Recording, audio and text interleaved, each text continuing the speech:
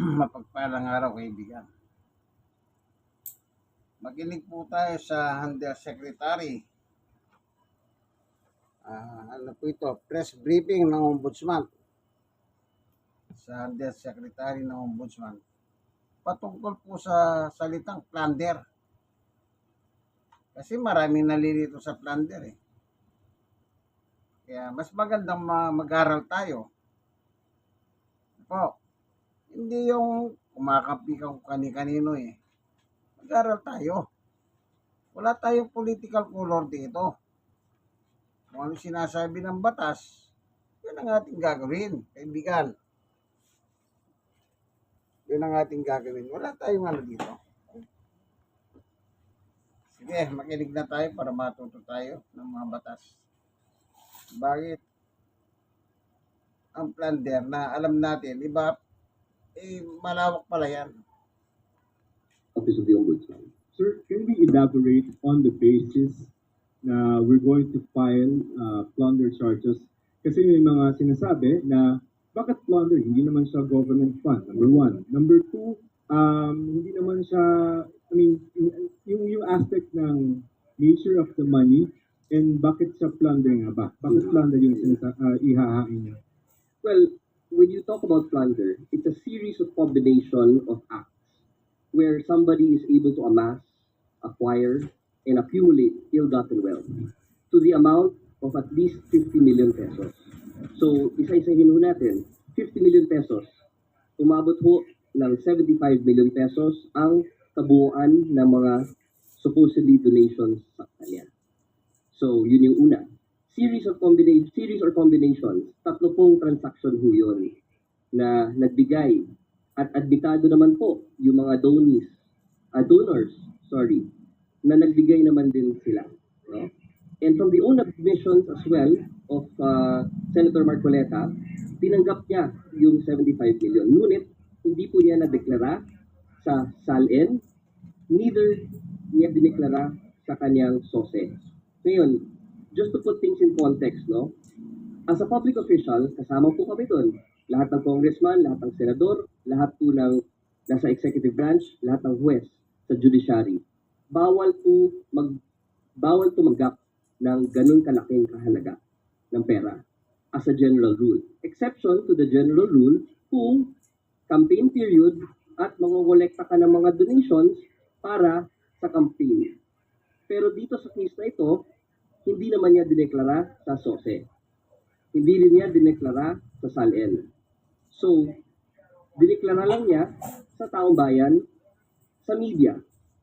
Pero sa totoo lang, dapat binigay niya either sa SALN or sa SOSE. So, ang theory will revolve around that. No? Several cases or series or combination of acts, and yung yung tanong nyo na public funds, dun sa RA 7080 sa plunder law, there are acts there that could comprise of a series or combination of acts that could comprise of plunder. And number two there is receiving directly or indirectly any gift, commission, percentage, kickback. Alam nga naman po, yung gift ay galing din sa public fund. So, ang definition po ng plunder also includes private funds. Okay? And just to elaborate on that further, yung direct bribery or indirect bribery, pag merong series nun, that can also comprise of plunder. And direct bribery coming from a private individual can also be considered corruption. Diba? So when there's a series or combination of that, pwede rin ho siyang tawaging plunder.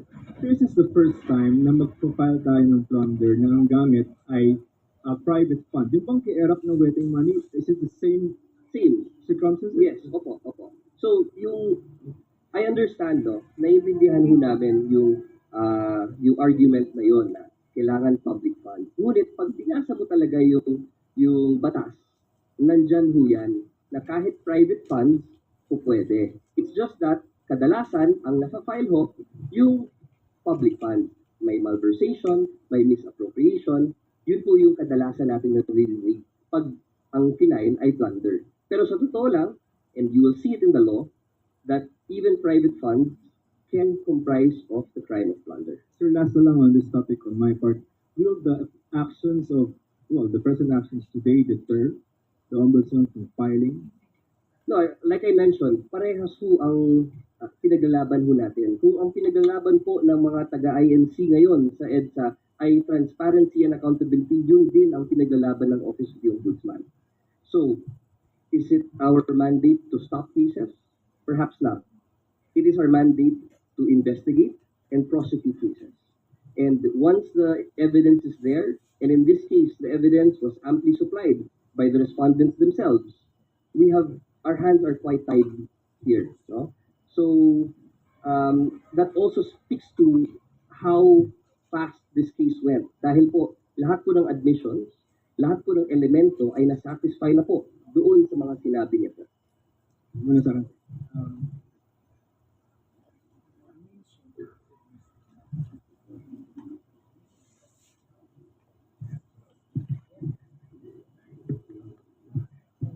Sir, want to get your reaction na rin dun sa naging statement ni Senator Marcoleta na ina-allege niya na yung pagpa-file ng case sa kanya is it was all planned and bunga daw ito nung kanyang ginawang investigation nung siya ay chairman ng Blue Ribbon Committee and sinasabi niya na ito daw pagtatangkang patahimikin siya dahil nga kapag inaresto raw siya ay possible din na hindi siya makapag-participate dun sa impeachment trial ni Vice President Sara Duterte.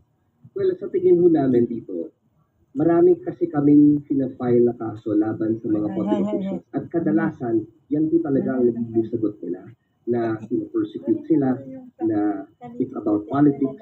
Not even just about this case, not even just about senators. Kahit yung mga LGU, kahit yung mga mayor, mga vice mayor, yan po talaga ang fallback nila na depensa. Na kami po ay pinupolitika dito. But the facts will speak for themselves. And I think when you read the case and you listen to the admissions and you listen to the interviews, you will see that the case is quite clear-cut. Kaya it's hard to see kung saan po nanggagaling si Senator Marcoleta dito dahil yung kaso mismo ay yung ebidensya mismo na ginamit ng ating mga investigador ay nanggaling din po sa kanya. And sir, pinupo na rin ni Senator Marcoleta na tila mabagal daw yung action din ng Ombudsman kay dating House Speaker Martin Romualdez na in fact yun daw yung unang in-announce na kakasuhan ng plunder. And meron bang update dito sir, yung movement ba sa case na build up or ipa-file kay Congressman Martin? Actually, yun po nga talaga ang gusto naming ipaliwanag, no? Na this whole rally today comes from the context na sinasabi nila baka ay kumbaga we are pinpointing or we are targeting certain people only.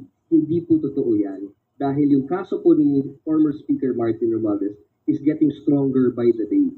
And the reason why we accepted si former Secretary Manny Bonoan into as a state witness is precisely because yung kanyang intention na to cooperate with us is for that case specifically. So yung budgetary process po, no, yung budget po ng DPWH, yung budget ni former Secretary Manny Bonoan, yun po ang kinalikot na budget ng House leadership at that time. So, ang corruption po kasi, hindi mo yan pwedeng i-penetrate galing sa labas. Kailangan, meron ka talagang insider sa loob. It was a tough decision for the office to arrive at that, na i-accept namin si former Secretary Manny Bonoan as a state witness. Mahirap pong decision. And there was a lot of considerations that had to go into that decision. Isa na doon yung age, illnesses, and all of that. Kung na-convict si former Secretary Manny Bonoan for 40 years, sa tingin niyo po ba he will last until 120 years old sa loob ng kulungan? That was one consideration. Pangalawa po, itong batas natin that will afford the Ombudsman plenary powers to afford immunity to somebody that is not meant to protect the guilty, but to reward the cooperation of somebody who knows a lot. Kaya ho namin ginamit yan. And between the two, no, na you have somebody who was charged already with plunder, and you have another case which could change the history of the Philippines because we are trying to exact accountability on one of the biggest heists on our budget. We would rather go for the bigger case than have him rot in jail for how many years? Dahil meron talaga siyang maibubuga. Dahil he was in the room. Siya mismo ang nandun, siya mismo ang kumakausap sa mga congressman, siya mismo ang kumakausap sa mga cabinet secretary. And that is a unique position that he was in. And if he is willing to cooperate, we are willing to see also what he has to say para mapalakas po ang ating kaso laban kay former House Speaker Martin Romualdez.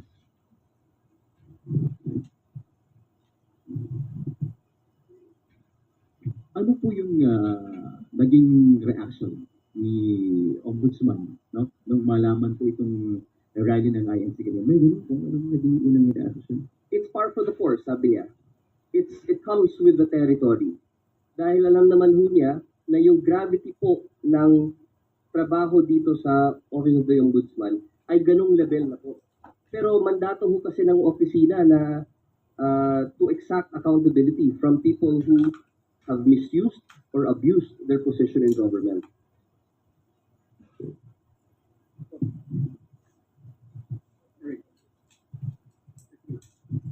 So, tinutuloy po yung pag-file ng plunder case against Marcoleta po. The resolution is not yet signed, no? As the Ombudsman mentioned yesterday, the resolution is in its final stages already. But he anticipates that the resolution may be filed or may be signed and the information may be filed. So we do not want kasi po to dictate upon the investigators or the panel as to when. The ombudsman gives them the prosecutorial independence to do that. Pero ang huling update ko kasi sa amin ay malapit na daw po. So, sir, hindi totoo yung lumalabas po na info na may warrant na at anytime ay ipa-aaresto na. Hindi sure. Yan po ang halimbawa ng isang fake news. Yung korte lang po ang makakapag-issue ng warrant of arrest. No? Dito po sa ombudsman, ang pwede lang namin gawin ay gumawa ng isang resolution at maghain ng kaso sa Sandigan Bayan or sa RTC, whichever the case may be. Sir, what can we expect po sa pagiging state witness ni former Sec Bonoan po? Magkakaroon po ba ng justice? Well, okay. That's a good question and that is always on table for us. No? Ngunit yung sa plunder case na kasama siya, there was no allegation of any money taken by him. He was part of the conspiracy. How? Because he approved, apparently, the list to be given out. Doon ho pumili ng mga projects. But no allegation of money was ever alleged in that case specifically. Now, the question is, how much would it be if he were to restitute or to return money? That is something that we are negotiating right now. That is something that we have to see, but it will not be directly to the Office of the Ombudsman. It will have to be approved by court, as with all restitution cases.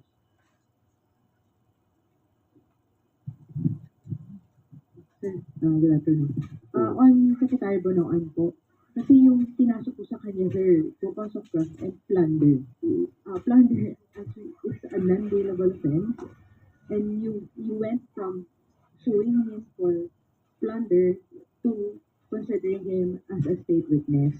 So how do you explain lang dun, sir? Kasi parang 360 yung turner account.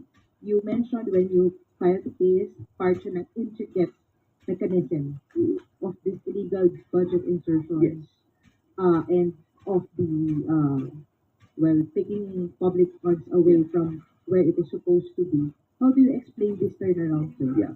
So, at that time, hindi pa po siya cooperative. At that time, we wanted to talk to him dahil, like you mentioned, he was part of the intricate scheme, which makes him a good candidate because he was in the intricate scheme. So, at the time, actually, ang sulat po kasi ng lawyer ay mga 3 weeks ago. At that's why there were a lot of things that had to go into the decision to make him state witness. Nung pumasok po yung letter na yon, pinakita po namin kay Ombudsman, At sabi niya, explore. Dahil it might be a good opportunity. So at the time that we filed the case, there was no intention for him to cooperate. Now, with the case being filed, I guess we pushed on a pressure point. Now they're willing to cooperate. And if the cooperation means it could lead us to even bigger fish, because dito sa scheme na ito, alam naman ho natin, ang nasusunod talaga ang mambabatas. The former House Speaker may have had a big role to play when we talk about percentages. Diba? So, yung mga statements niya, yung conversations niya with the House leadership, with certain congressmen, is very vital to our investigation. There will be no document trail kasi, diba? When you talk about corruption, in this magnitude especially, wala po yan talagang paper trail. What you can get, however, are conversations, statements, testimonies from people who were there in the room. Kaya po, napakahalaga yung role din ni Sec. Manny Bonoan. But we were already willing to file against him. Kaya namin siya pinailan talaga ng plunder case. Pumasok na siya sa kulungan. Kaya siguro naisip niya na makipagtulungan na lang siya sa amin. Sir, follow up lang po din, sir. Before you filed the case against him, hindi po ba nag-reach out ang ombudsman sa kanya na baka pwede kang maging testigo? Wala po bang ganong offer on the part of the ombudsman? There was, but it was met with resistance. Kaya pinailan talaga namin siya. Thank you, sir. Sir, on another topic lang po, update lang po dun sa kung nag-file na po ba ng answer si Senator Cayetano and former Sergeant of Arms Mo Aplasta and Senator Robin Padilla dun sa obstruction of justice complaint. Di ba pinapasagot po sila ng Office of the Ombudsman? Hindi pa ako updated dun sa kaso na yan. I'll get back to you once I have the details. Sir, paano po makakatiyak yung taong bayan po na hindi po nakapanig lang sa mga kaalyado ng gobyerno yung magiging statement po ni dating Public Works Chief Manny Bonoan? Ano yan, sorry? Gano'n po katiyak yung sa atin, sa part natin sa Office of the Ombudsman na yung magiging mga statements ni dating Public Works Chief ay baka against or hindi against sa mga kaalyado sa gobyerno? I think that's the specialty of the field investigators here, na to exact the whole truth at hindi lang yung mga kaalyado niya or yung mga kaaway niya ang babanggitin. The investigators should be able to exact the whole truth. Kasi pag merong ganong trend, talagang sasabihin ng investigators na something smells funny here, di ba?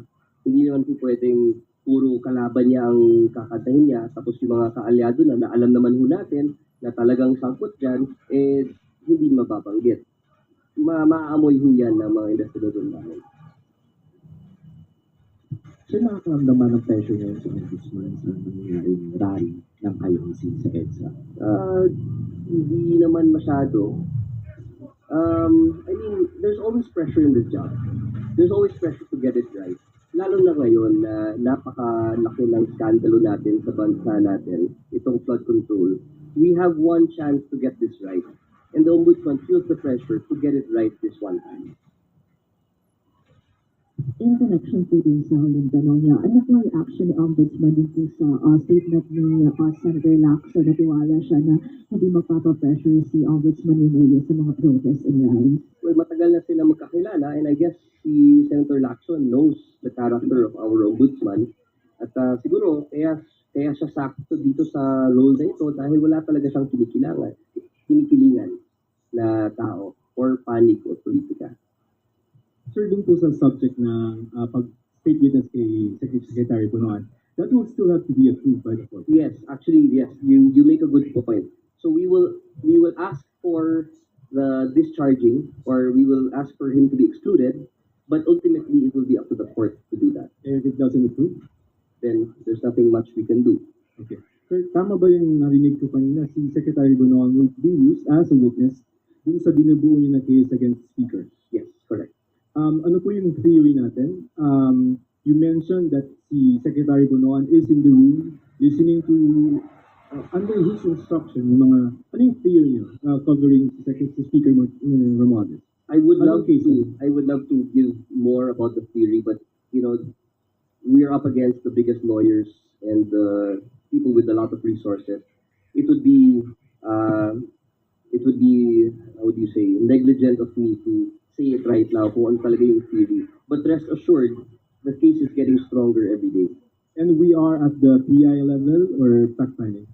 We are at the PI level. However, there has been a move to supplant or to supplement the complaint with further facts.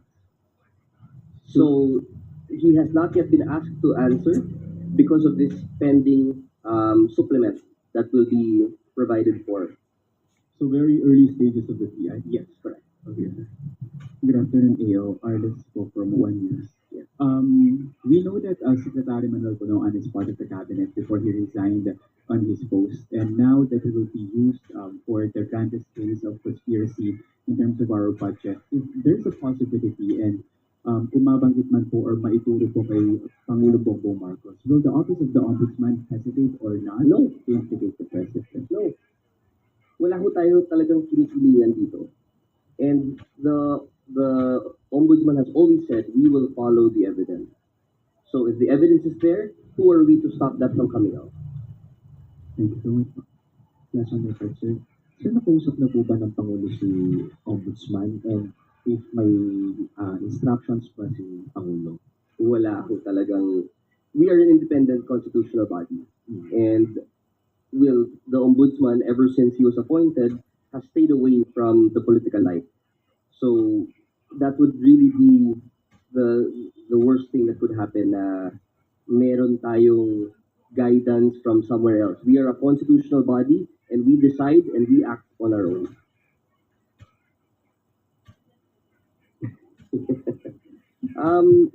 Siguro gusto ko lang i-repeat to na kung ang pinaglalaban po ng ating mga kapatid sa INC na nag-rally ngayon ay accountability at transparency, yun ho din talaga ang pinaglalaban ng Office of the Ombudsman. And I think it will show through our actions na wala talaga tayong pinipili dito. Evidence is there and we will always follow the evidence no matter what. No? This is bigger than all of us, itong nangyayari sa bansa natin. And we really need the accountability and the certainty of punishment para po matawid ho natin yung bansa natin. Kawawa na po talaga yung taong bayan. Kawawa na rin ho yung ekonomiya natin. Kaya lahat ng ginagawa namin dito sa Office of the Ombudsman ay para sa taong bayan, para gumanda naman ang buhay natin. And itong sa flood control naman, again, we have one shot to get this right. Dahil kung meron tayong ipafile na kaso at mahina ho yan, at ma-dismiss ng korte ang mga ihahay natin na mga kaso, mag-a-attach po kasi ang double jeopardy. Ibig po sabihin, hindi na naman tayo makakapag-file ng isa pang kaso laban sa mga taong sangkot talaga dito. So we are making sure that these cases are airtight and are strong. So with the help of all the law enforcement, we always have here with us yung Anti-Money Laundering Council. We also have the PNP helping us. We have the NBI helping us. Sana po, and I hope everyone can rally behind this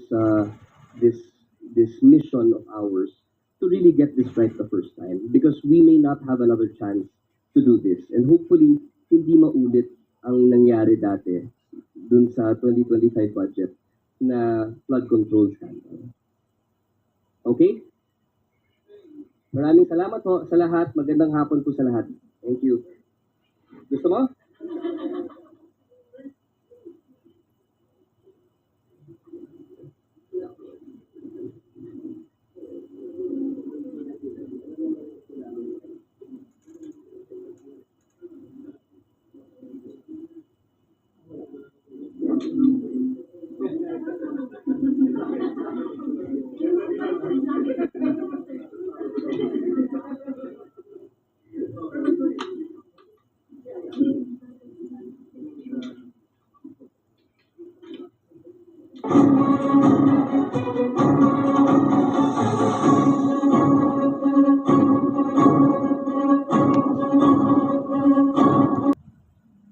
Sana po natuto tayong mga batas. So napakaliwanag sinagot ko ng bawat tanong. press secretary ng ombudsman. Sana natuto tayo. Huwag kayong magalit. Walang political color dito.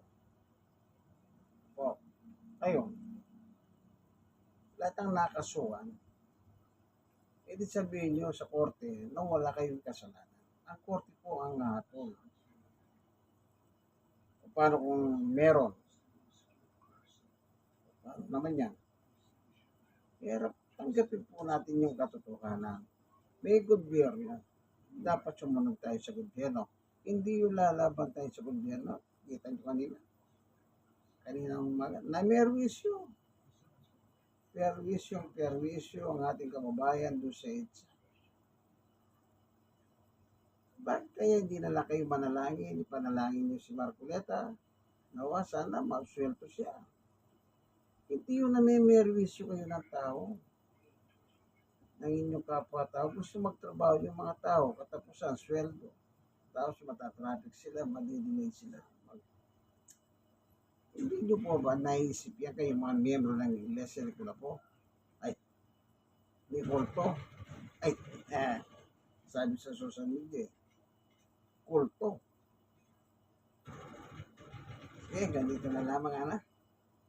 Magkaibigan kayo sa Brother Manny Bautista. At least natuto tayo ng mga batas kaibigan. Tayo,